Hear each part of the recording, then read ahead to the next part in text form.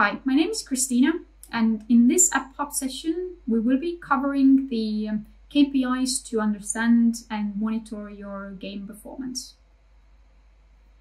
Coming up in the session, firstly, we'll explain what KPIs are and what they are for.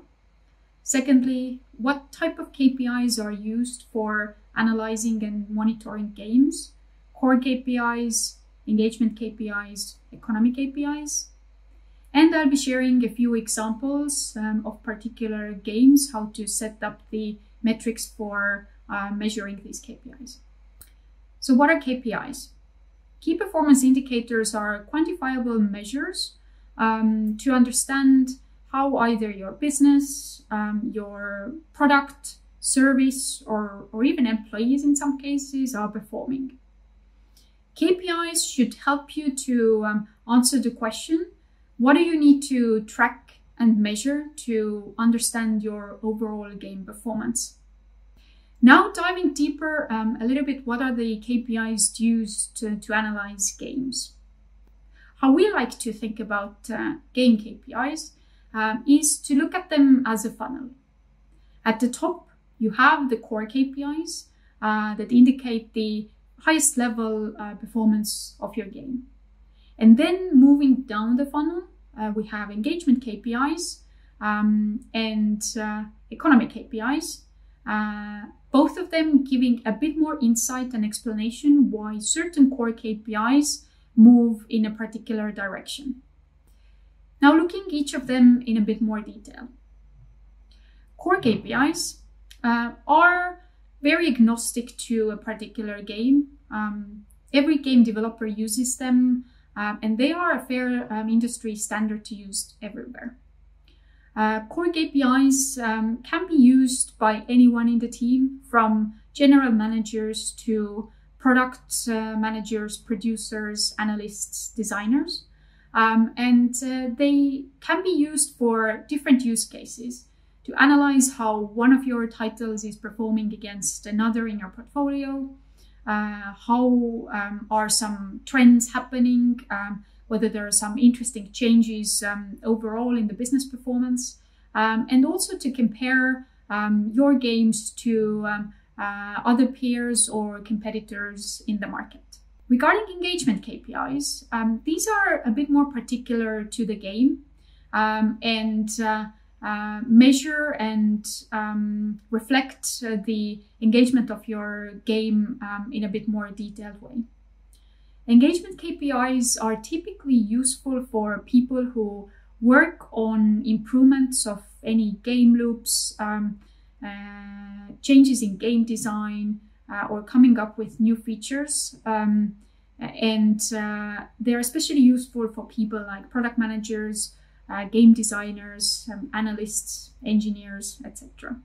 How you can use engagement KPIs is to measure particular changes that you've made in your core game loop, or anything that you have rolled out as a new feature. And engagement KPIs can also be used to analyze and understand a bit better why certain core KPIs are changing. So they can be used as indicators for the future as well, in case you roll out some changes and expect to see some changes in the core KPIs too. Economic KPIs are game-specific asset and economy flows that are particular to your in-game monetization. And they are extremely helpful for people who are close to working out new features, major changes in game design or expected game behavior. And they can be used to forecast changes in core KPIs as well, after launching a major change or making a big, even for example, a big design change in the game. I'm now going to show a few examples of how different KPI trees can look like for your game. Here is an example of a core KPI tree that explains how the game is performing from a business perspective. How you would read the tree is every metric has a parent, and if there are more than one metric lined up to a single parent, you would multiply these metrics to get the parent value. The only exception are metrics in the dotted boxes. So instead of multiplying these metrics, you would add them up to get the value of the parent. In this particular example, this tree tries to visualize three things. Firstly, how well is the game topping up at the top of the funnel? So how many users is the game able to acquire from organic channels and from paid channels? Secondly, the tree also explains and measures how well the game is retaining those acquired users. What is the percentage of users coming back to play the game at a certain day, and how engaged they are with the game. And thirdly, it also covers monetization metrics. So how well is the game monetizing users? And the monetization metrics are divided into two groups: primary monetization metrics and secondary monetization metrics. Primary monetization metrics focus on analyzing how well, as a developer, you're able to move your free players into becoming a paid players, and how well you convert your free users to paid users. The secondary monetization metrics measure how well and how effectively you are monetizing your paying players. So how much revenue you are able to generate from the people who have decided to buy something in your game. There are different dimensions that you can use to dive a bit deeper throughout the tree like that. You can analyze all the metrics in the tree by platform. You can analyze the tree by geo or location to see if there are any differences in business performance by country, for example.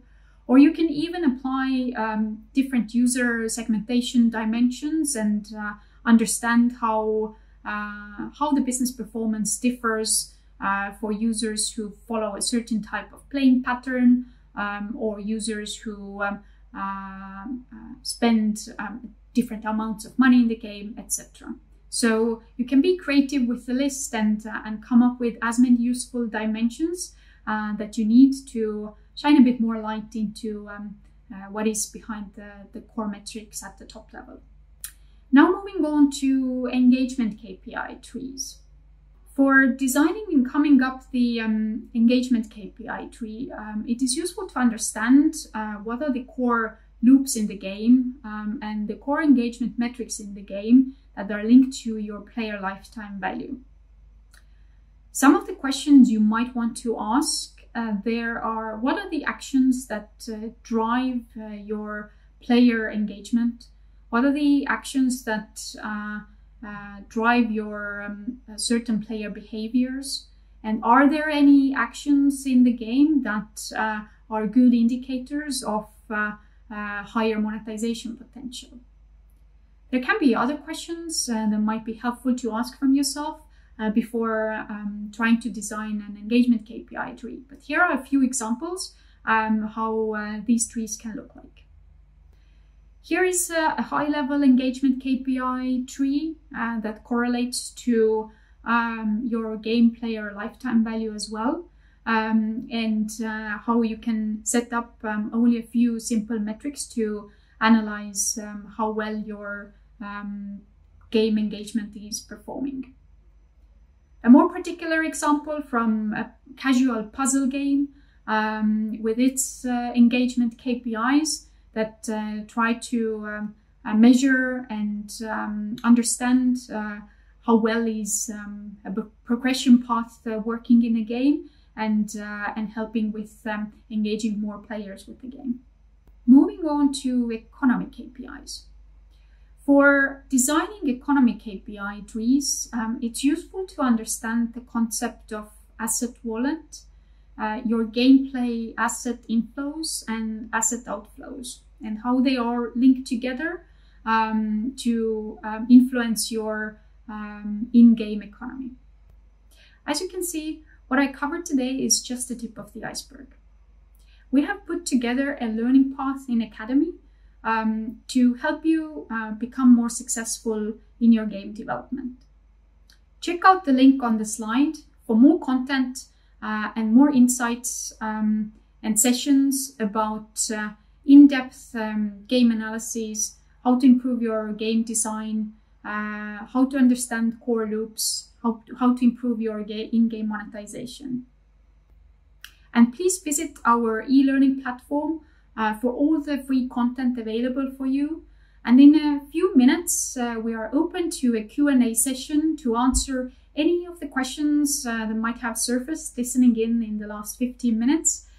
So I hope you've enjoyed the session and looking forward to answering anything you have in mind. Thank you.